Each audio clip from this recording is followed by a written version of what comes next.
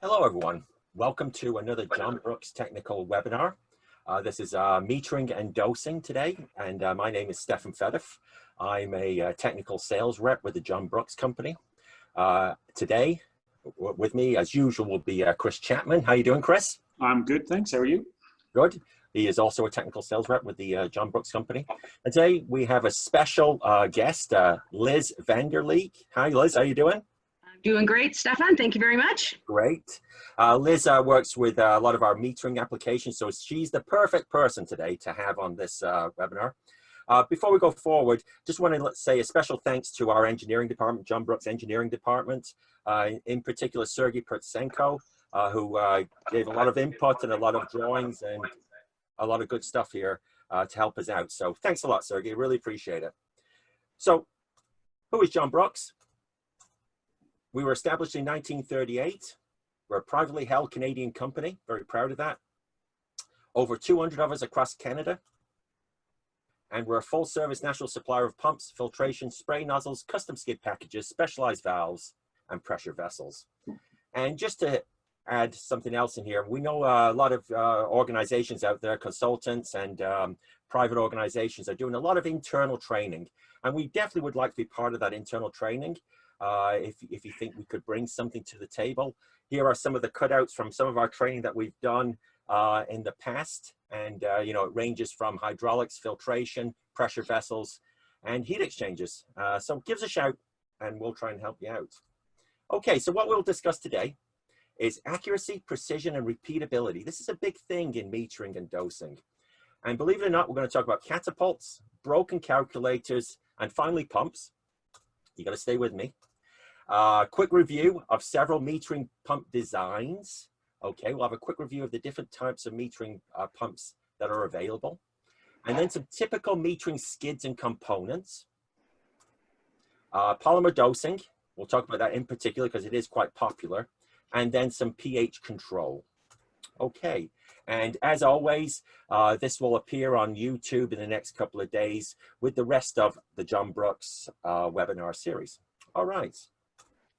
So Liz, just before we get into this, you mainly deal with the metering, I believe, and dosing applications, correct? That is correct, yes. I'm the business development manager for the metering product for John Brooks. Wonderful. Like I said, we've got the perfect person here. So let's talk about first accuracy and precision. I think a lot of us interchange, and I know I definitely do, interchange these two terms, but actually they mean quite different things. Let's consider we've got three teams, okay? And these three teams each man their own catapults. And the idea is to hit the target. So let's start off with Team A, and we're going to have them fire 5 of these fireballs. 1, 2, 3, 4, 5. I'm going to stop them right there. I'm going to see how they did. Team A. These fireballs come landing in, and they land, you know, pretty consistently, a little bit off target. Let's go to Team B. 1, 2, 3, 4, 5. And let's see how they do. They land, oh, maybe more on target, but maybe not so consistent. Let's take a look at what they look like here. Team A had a more consistent outcome. Even though it was inaccurate, its outcome was more consistent, more grouped. And that means it had higher precision. Team B had higher accuracy. Every one of those fireballs was closer to the target than Team A's fireballs, but they were more spread out. So their precision was lower, but their accuracy was higher. Obviously, what we really want is both to be combined. And here's Team C with their 5 fireball shots. And let's see how they do. They seem to have it nailed. They have precision and accuracy. So here you go. Precision, you can have high precision, but be wrong. Okay. So this is a very good concept to have when we're thinking about any process, but definitely metering.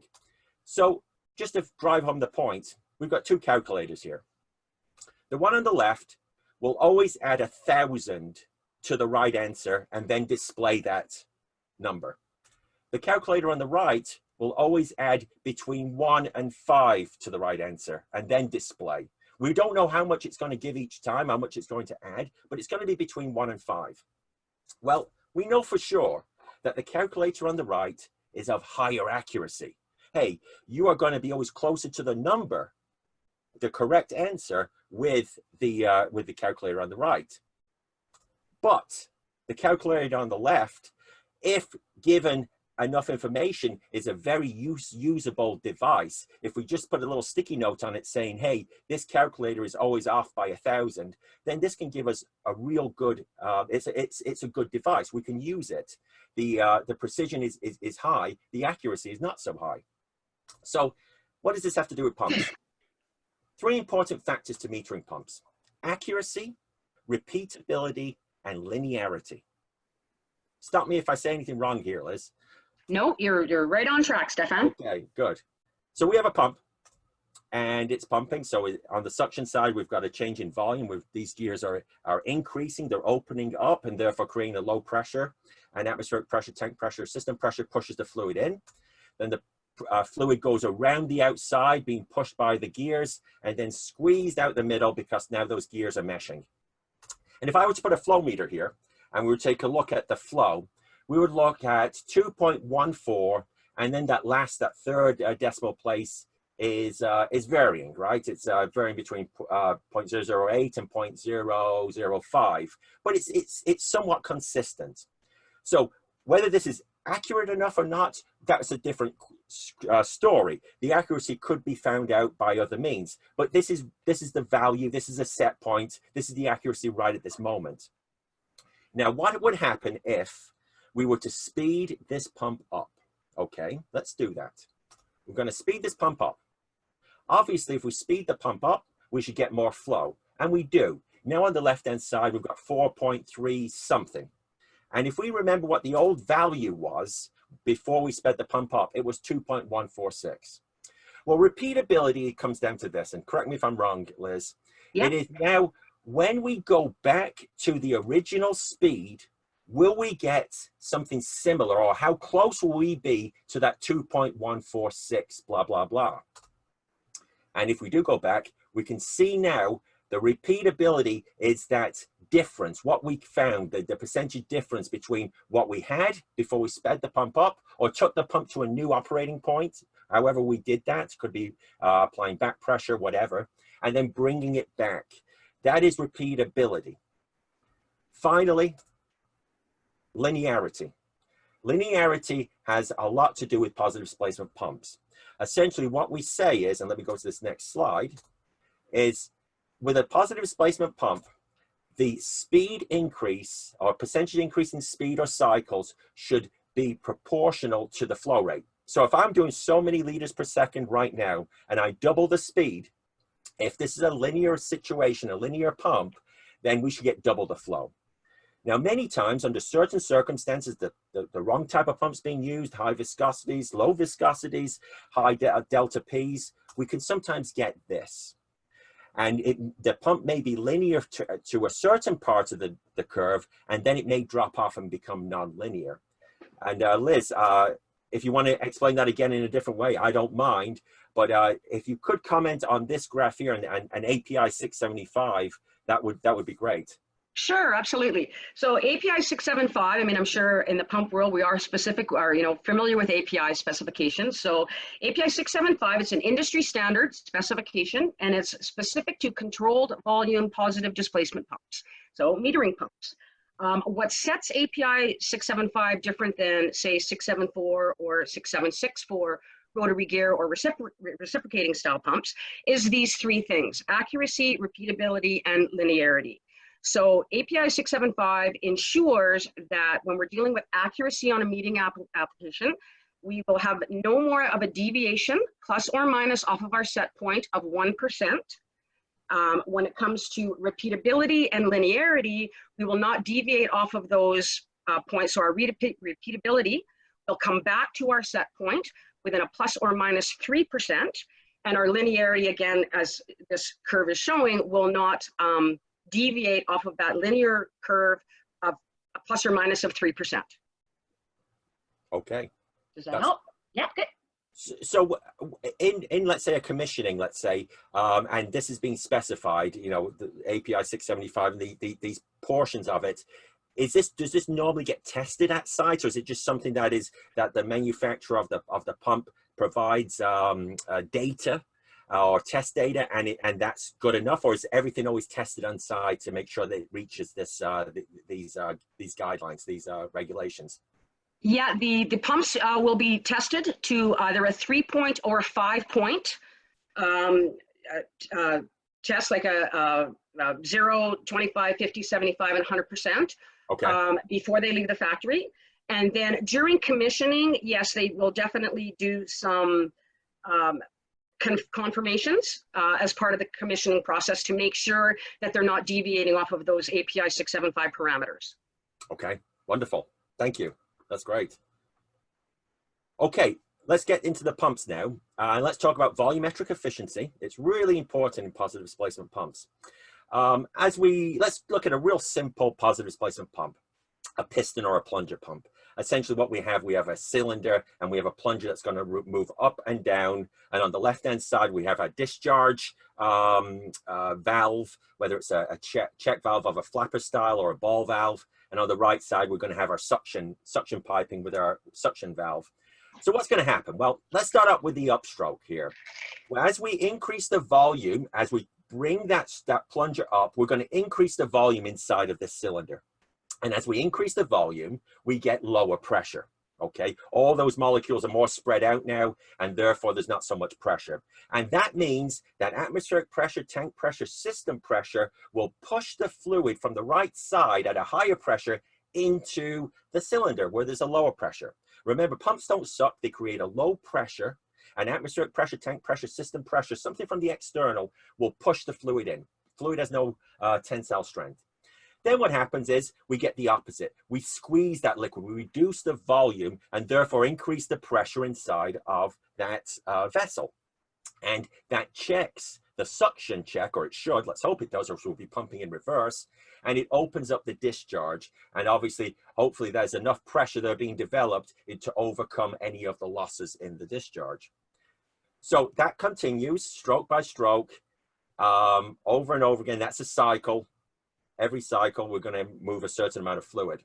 Now, what's crucial here about volumetric efficiency is whatever that displaced volume is, mathematically, if you were to go to a CAD program and find out what volume had changed just by the changing of the position of that plunger, that volume and the volume that's actually pumped, when we divide pumped volume divided by displaced volume, we get volumetric efficiency. Now, we want this hopefully to be high. If it's not high, it's maybe because we've got some recirculation taking place. We've got some leaks past check valve, or maybe check valves are not seating properly and creating maybe a reverse flow. A lot of things, but this is crucial in obviously choosing the correct pump for an application. You good with that, Liz? Yeah, absolutely. Okay, I thought I heard you say something. Okay, so mainly volumetric efficiency depends on the pressure we're pumping against, the type of viscosity of the fluid that we're using, and also the pump technology. All those three work together to vary this efficiency. And if you want to go in a little bit deeper, hey, we've always got this on our website, our YouTube channel from a few months ago, positive displacement pumps. So metering pump types.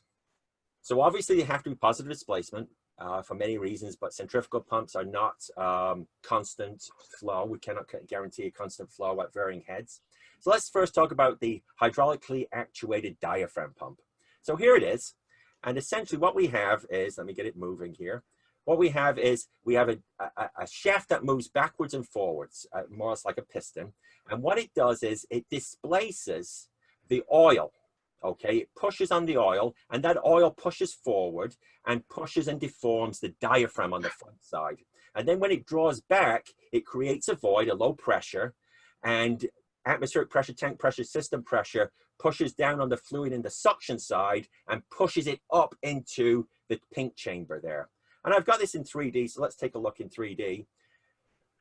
So essentially you can see that because there's that oil that's pushing against the back of that diaphragm, that pressure, that force against that back of the diaphragm is very spread out and very even. It's a nice even pressure across the back side. That shaft that's moving backwards and forwards never touches the diaphragm, and there's only 4 moving parts. So now let's look at a mechanically actuated diaphragm pump. And again, same idea here, but really one main change, and that's there's no oil. And essentially now the shaft is attached to the diaphragm. So let's go into the 3D view again here. So now, as this shaft moves backwards and forwards, it actually is in physical contact. They are connected, and it is deforming the diaphragm. Now, this is more like a point load. Obviously, it's not a nice even load like the oil was providing against the back of the diaphragm. This is a point load, and therefore, you know, maybe wear and tear could become more of an issue here. So that's a mechanically actuated diaphragm pump, and this is one of many that it looks like. Over here is the pump. Here's the suction. Here's the discharge, and the diaphragm is in the middle here. And here we've got some gear arrangement, and we've got a shaft that moves backwards and forwards. And one way to control the speed, because obviously speed is flow for positive displacement pumps if they're linear, that's for sure. One way is to hook up a VFD or change the speed of the pump, and this will change the flow. And if you want to know about VFDs, hey, there's always seems to be a webinar on YouTube for it. You can always tune into ours on June 11th anyway of this year, when we talked about variable frequency drives and pumps.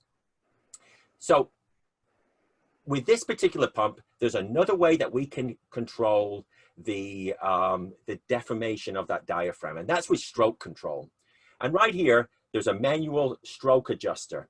And essentially what that does is it adjusts the travel of that shaft. It either reduces or increases the travel of that shaft, and therefore increases or reduces the volume of oil that is being displaced, and therefore how far that diaphragm deforms forwards and backwards. Essentially, if it doesn't move very much, it's not going to displace much of the pumped fluid. Liz, you want to add anything here? No, that sounds great. Okay, great. You're right on track. Yep. Okay, so this is what it looks like. It is a very much a pulsating flow. That may not be a big deal, but it's just nice to know. This is a little display that we have, and where those white globules are actually coming from the pump. And you can see that it's a very pulsating flow. There's nothing even or smooth about this flow. May not be a problem, but it's just a pulsating flow. Now we talk about a multi-diaphragm pump. And here is one of them. Here's the suction. Here's the discharge. And if we pull it apart, we can see in this case there are 3 little diaphragms, okay, acting the same way as the diaphragm before. But now what's doing the actuation is a little wobble plate that sits behind, that's actuated by the revolution of the shaft, the external shaft. And these diaphragms are actuated 120 degrees apart, okay, and we get 3 diaphragms working over 1 cycle. So what does that mean? So let's take a look at a little video of what this looks like. It's quite a unique pump. You don't always think about this pump as a diaphragm pump. A lot of people wouldn't, but it's definitely using a diaphragm to move fluid. So here's the rotation. You can see the head is off. You can see those, we'll look at them in a second. Those right there are the suction and discharge valves. And the rotation of the shaft rotates and actuates those diaphragms 120 degrees apart. And there are those suction and discharge check valves working just like the one in our simple piston case. And we tend to get a more even flow. And so let's go to this next video right here. At any time, in this case anyway, there's 3 diaphragms all working 120 degrees apart. And that little video on the right side there shows you just one of these cells that's working. There's obviously another 2 behind. And you can see it's being actuated out of phase with the other flows, other diaphragms. So, Chris, so you just don't fall asleep over there, you know, you're not doing much here. I feel like a fifth wheel on this presentation. Is this a pulsating flow, would you think? What do you think it's going to look like when we go to that little flow regime? It's certainly an interesting conversation when it comes down to the hydrocell. As you said, it's a diaphragm pump, and we inherently think diaphragm pumps will pulsate. So I think the quick answer is, yes, it is going to pulsate, but And then I think the big but is what it is you may talk about next, if I'm correct. And I'll show it right now, right there. Yeah. So pulsating in the fact that it's a diaphragm that's actuating, but it gives you a very, very smooth flow because of those diaphragms are pulsating out of phase of each other. So you actually don't end up seeing that pulse either visually or generally even in your process. Yeah. Liz, anything there you want to add about that? You don't have to. I'm just saying if you do. No, that's covers it all as far as I'm concerned. All right. Sounds great, guys. All right. Okay, let's talk about quickly gear pumps. Very common, and we'll look at one of these examples. Again, the gear on the right side, with those teeth are opening up, creating a volume. We're getting a higher volume, therefore pressure decreases. Atmospheric pressure, tank pressure, system pressure pushes the fluid into those emerging gaps that are opening up on the right side. The liquid takes a ride around and then gets squeezed out because we start to squeeze that volume. That volume starts to reduce and we start to squeeze that liquid out. And finally, one more, I think we've got one more after this, progressive pumps, progressive cavity pumps. This is essentially kind of like an auger. I'll get this going right here. Those purple arrows, in this case, show the suction and the discharge, but it can be reversed under certain circumstances. But essentially, we've got an auger taking place. And Chris, is this pulsating or not? Definitely not, no. No. And how would you comment on this pump? From the point of view of just smooth flow. Smooth flow, yeah, check valve. Yeah. It has no check valve, so there's really there's no shearing kind of involved in this either because there's no check valves. The fluid has to move through. Very, very easy, very gentle on fluids. Excellent, yeah. And here we go with just a little display again. Essentially, every so often there's a little kink in it, but essentially that's a smooth flow. And very little shear. We're gently moving the fluid along. I think you've even pumped chicken feet with this, Chris, right? We have, yes. The larger pumps will take solids, and chicken feet has certainly been one of them. Okay. Just hope nobody's eating lunch right now. Okay. And finally, peristaltic pump, or as I like to call them, hose pumps. Essentially, it is a rotating shoes that squeeze and push a hose, and the liquid gets pushed through the fluid. Al Moscosi, I love his terminology here. It's a rolling pin on a garden hose. It's going to squeeze that fluid out. And behind that rolling pin, we get the hose springing back, which is creating a volume. And therefore, we have a low pressure and atmospheric pressure again can push the fluid into the expanding hose. And again, whoops, let me go back one, sorry. And again, this is, I always like to say it's great, smooth flow until it isn't. Smooth flow until it isn't. And that's when that shoe comes around at the very top. So quite smooth, definitely pulsating, but long pulses. And you can change the number of shoes you have as well. So you can have 4 or whatever. So you can change that up a little bit. So Liz, we're going to talk about your stuff here for sure here now. Definitely. Packages. So here's a typical duplex metering package. You've got a tote on the left-hand side. Liz, this is pretty well the standard way to go, right? Yeah, this is very consistent, industry consistent, definitely for a metering package. Right. Okay, so let's first talk about that pump. We know it. It's going to be, in this case anyway, it's going to be this diaphragm pump. It may or may not be mechanically actuated, who knows, or hydraulically actuated. So let's see the suction first of all, suction conditions. We have a tote. Many times it may not be a tote that we're pumping from, but it could be. And here's the suction line. So that's going to, first of all, obviously fill up. There's your suction line. And from another angle, we're going to see suction line still. And the liquid's going to go into the pump, go across the side, and through a flow meter. That just happens to be a Coriolis flow meter, hard to say. And then out the discharge. Okay. So let's take a look at some of the components here that are in pretty well, Liz, every metering package. So it's really good to have a good understanding why they're there, and if there's going to be any deviations. Yeah, with pulsation dampeners, I mean, we're talking about, especially with the hydraulically or the mechanically actuated diaphragm style pumps, I mean, we're talking about having those pulses in our system. So we want to eliminate those pulses out of our system, especially if there's downstream instrumentation, particularly a flow meter. Flow meters need a nice smooth uniform flow going in so that the signals don't jump all over and it can actually get an accurate reading. So we like to take the pulsation out. So that's what the primary purpose of the pulsation dampener is we set that about 80% of our discharge pressure. Okay. Yep. Okay.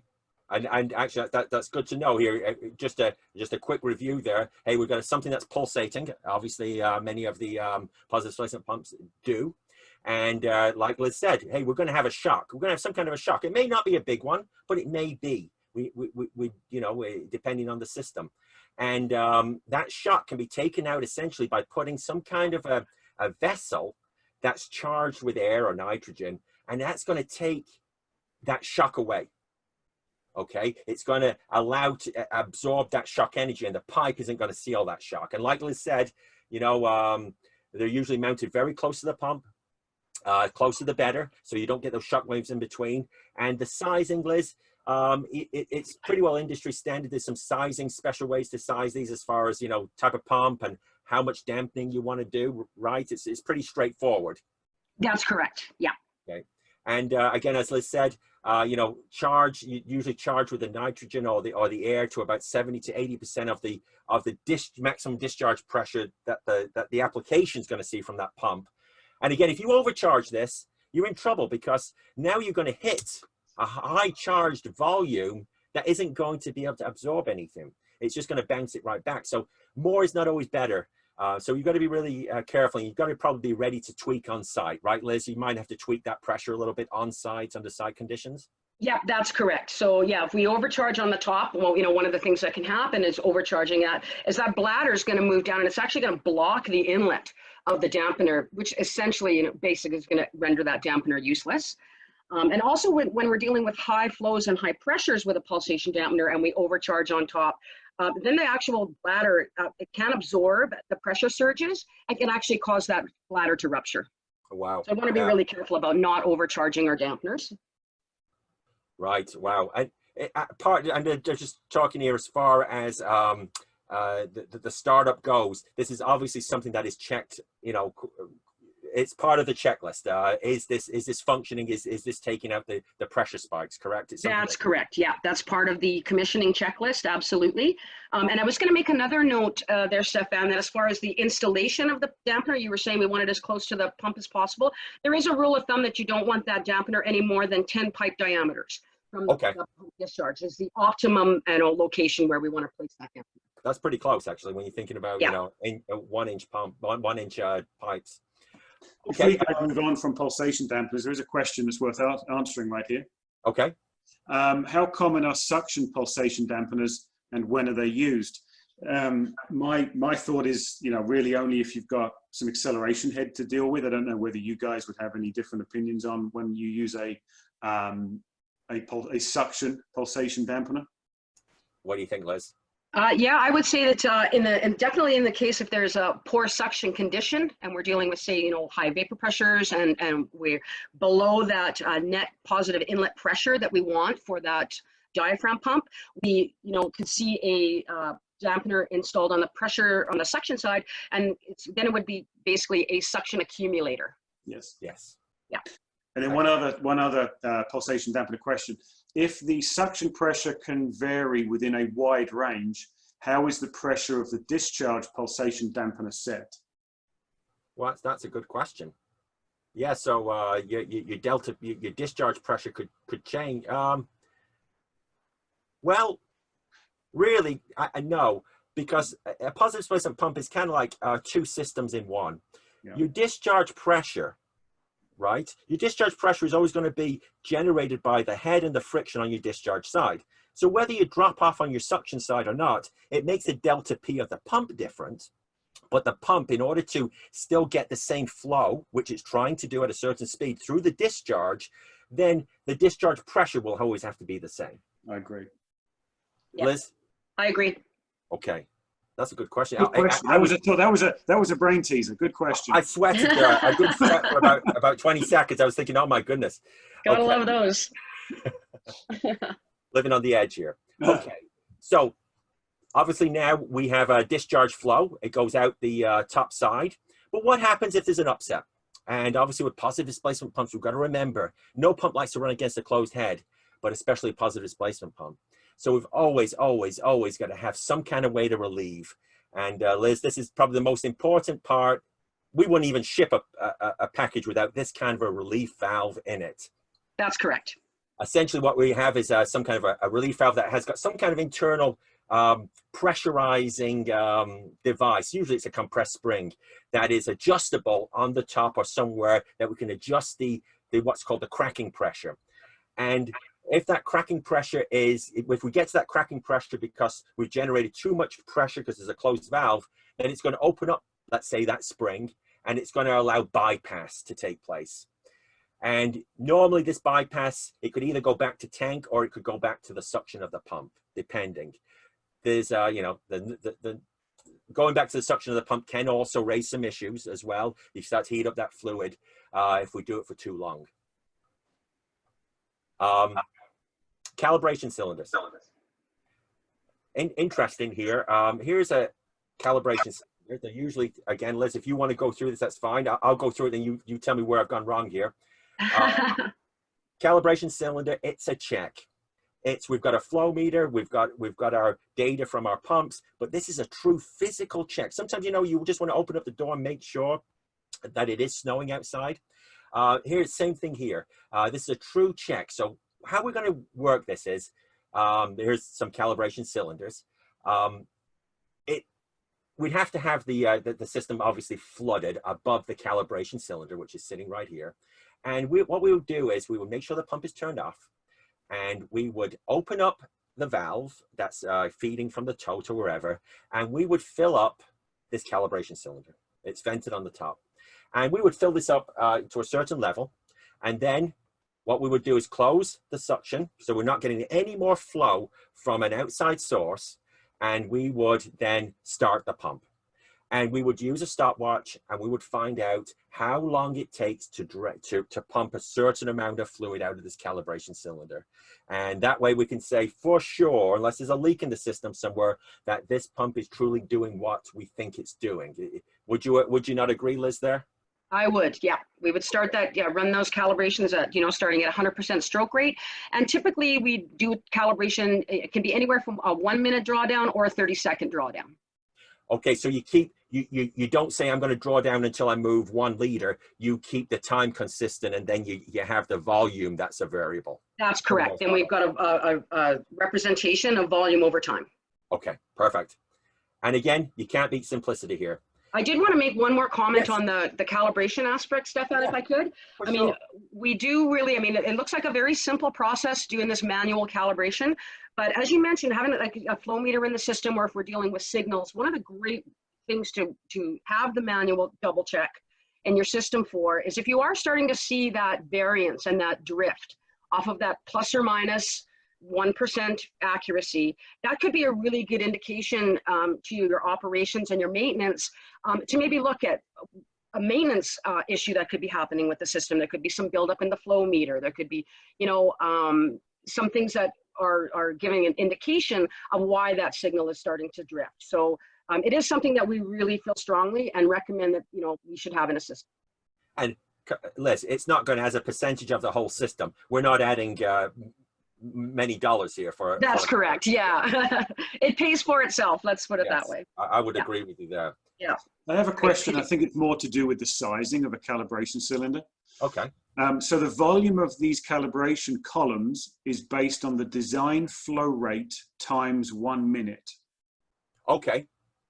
I'm not sure if that's necessarily a question or whether that's something that somebody's historically done. Do you think there, Liz? Any comment on that? Yeah, I would say that we'd size the cylinder, yes, according to the maximum flow rate of what the pump is basically rated for, to ensure that there's enough volume in the calibration column to have that 1 minute drawdown capability. Sure. Okay. That makes sense. Yeah. That makes sense for sure. Okay, and obviously that calibration can help us out with it, whether we're losing some accuracy, but we're still precise because we keep now starting to dose the wrong amount of fluid, but at least we're doing it consistently. I guess it's going to show us where we are leaning towards. Right. Control panel. Hey, control panels, we can do all sorts of things with control panels. You know, the sky's the limit, truly. But essentially, Liz, correct me if I'm wrong here, you know, some of the basic stuff is, what do you need that control panel's outer shell to be, first of all? You know, NEMA 4X, NEMA 3R, stainless steel, you know, that's a crucial portion to the control panel, correct? That's correct. And then process sensors. Are we measuring pH, flow, pressure, valve control? You know, whatever you want to feed into this thing, you feed out. Again, it's that whole control for any device. And maybe even variable frequency drives. You know, we can have some externally mounted, internally mounted, that's taking a feed from a pressure sensor or a pH sensor or something else that's going to feed back into a PLC or directly into the VFD and vary our flow, our speed on the pump. And finally, hey, SCADA communications, warning. Do you want to be able to do any supervisory control, you know, externally? Again, the sky's the limit with controls, that's for sure. Any weird controls you've ever run into there, Liz? Any weird requests? Oh, I'm sure we have. I would actually defer that to Adrian, who's our control specialist on the engineering team. But yes, I would have to probably say that he would probably have some good stories to tell. Like you said, sky's the limit. Sky's the limit. So yeah. Let's go into now polymer dosing. Obviously, Liz, a lot of skids. This is what we use, what are used for polymer dosing. And let's just go into the real basics of polymers. You know, you got stuff floating around in water, let's say, and they're called colloids. They're made up of inorganics and organics. And these are so small, so light that they don't sink, they don't settle out. So they always stay suspended.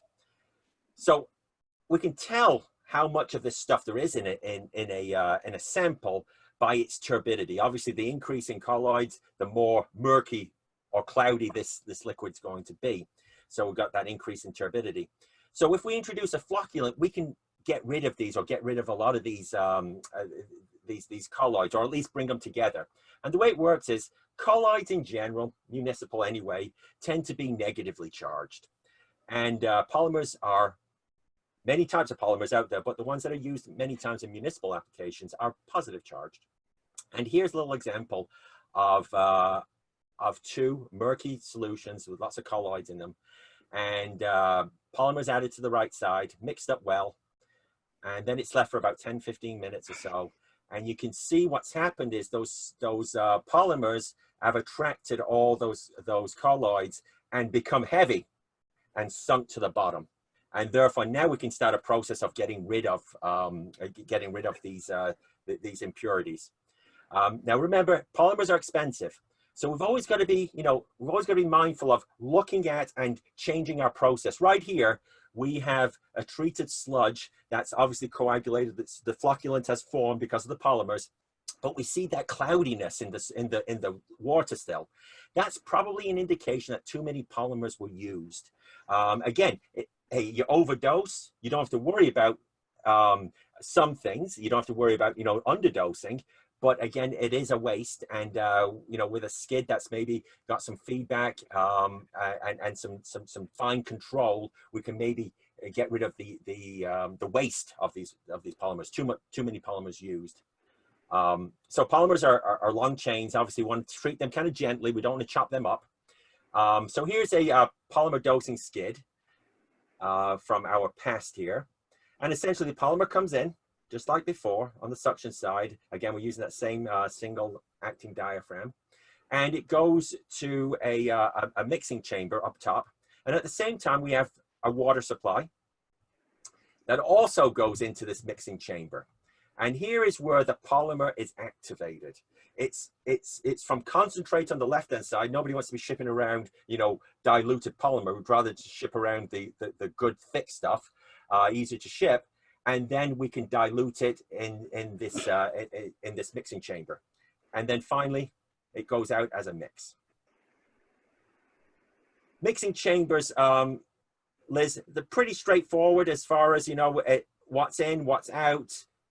Any wrinkles in choosing a mixing chamber? Well, the mixing itself, whether it's you know, through an inline static mixer, or I mean, there's different methods Yeah. that we can use for mixing. It is actually a really important part of the process, because the mixing is actually what achieves the activation of when we're dealing with a polymer blend or a polymer makedown.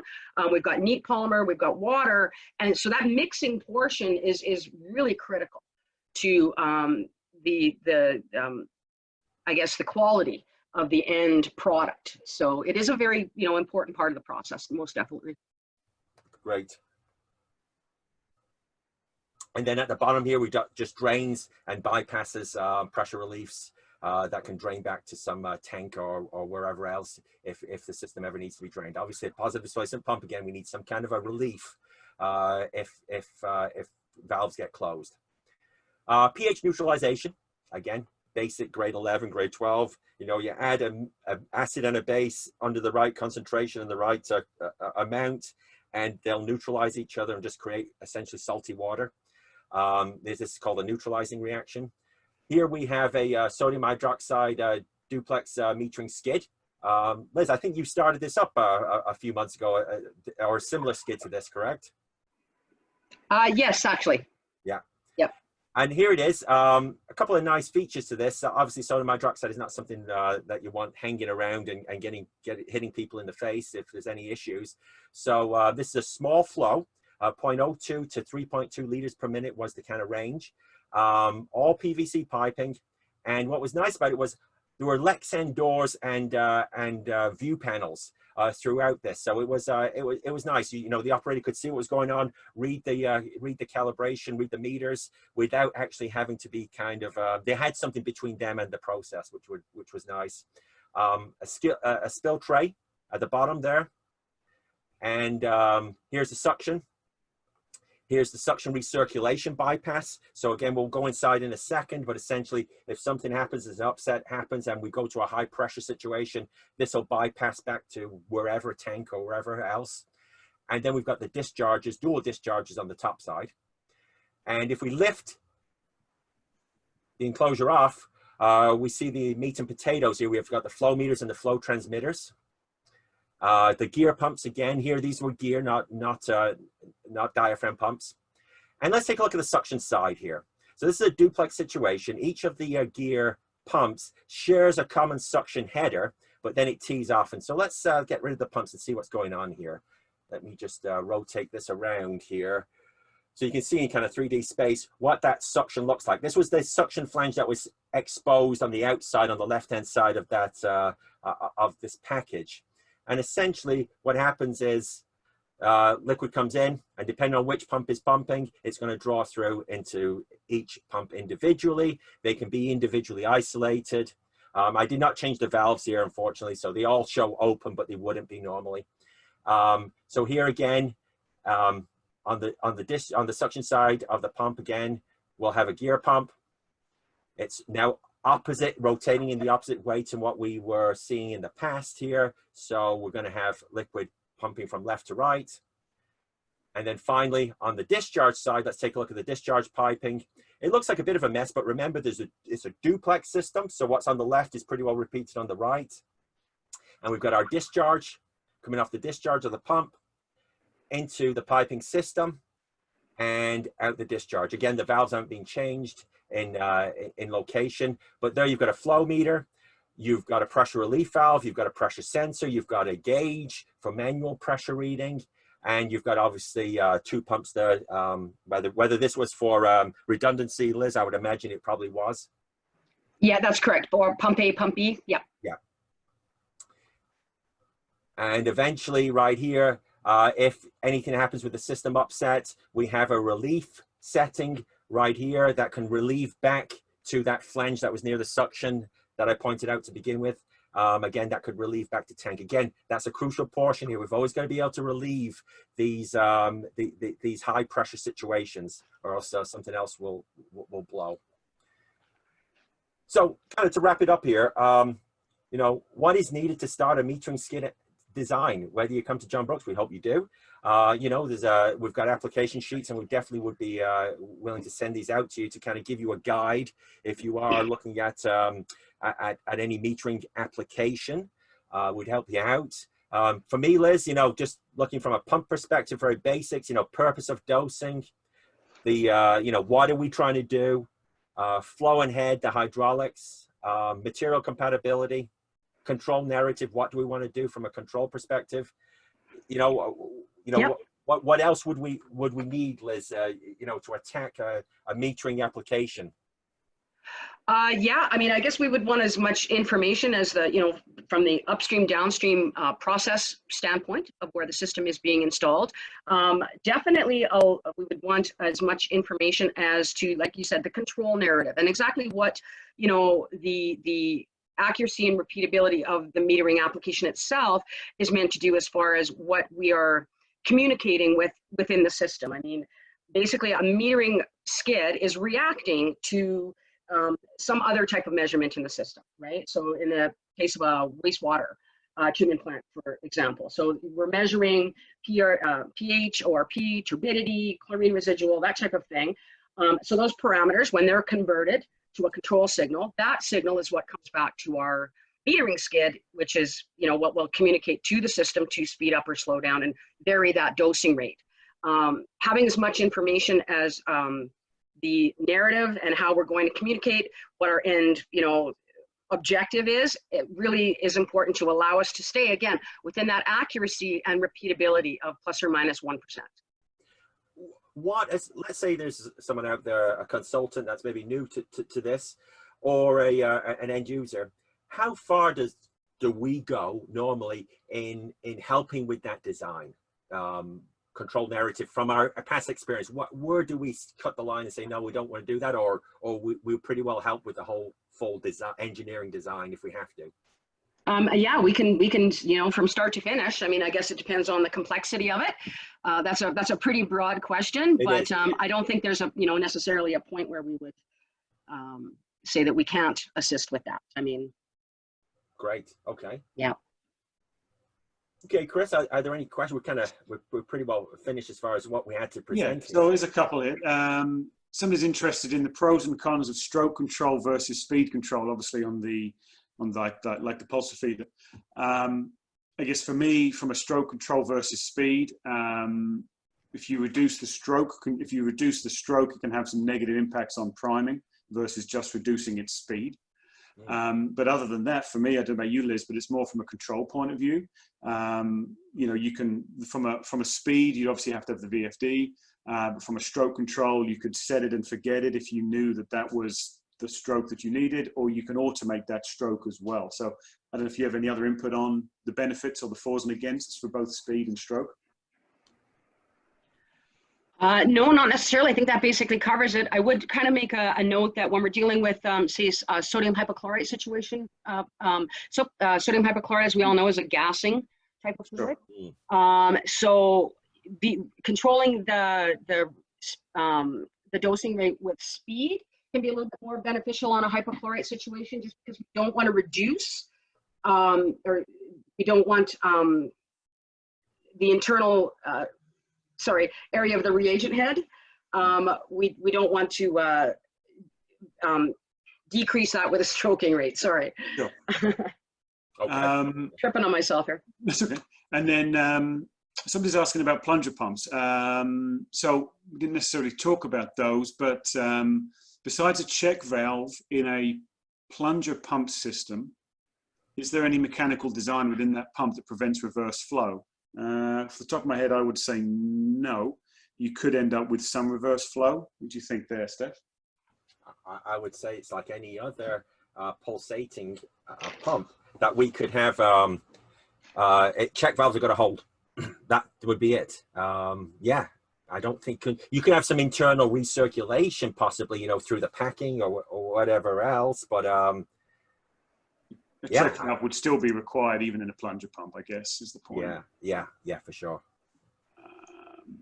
And what software are we using for our 3D modeling? I'm not sure we would know the answer to that question unless you do. Well, I happen to be using Blender, which is free, and a wonderful program. Go to Blender, and wonderful, very powerful, and you can do a lot of stuff with it. That's it. That's it. Okay. Well, thanks, Liz. Appreciate that. Hopefully you come Thanks. back and Thank you, join us gentlemen. again here. And we'll be doing another one of these in the next couple of weeks. We haven't set the topic yet, but if you do have any ideas about future topics, let us know. And also, you know, drop us a line if you definitely want us to just provide some training for, you know, 4 or 5 of you guys in an engineering shop or an end user manufacturing facility. Okay. Well, thanks a lot for joining us. Thanks, Stefan. Thanks, Liz. Right.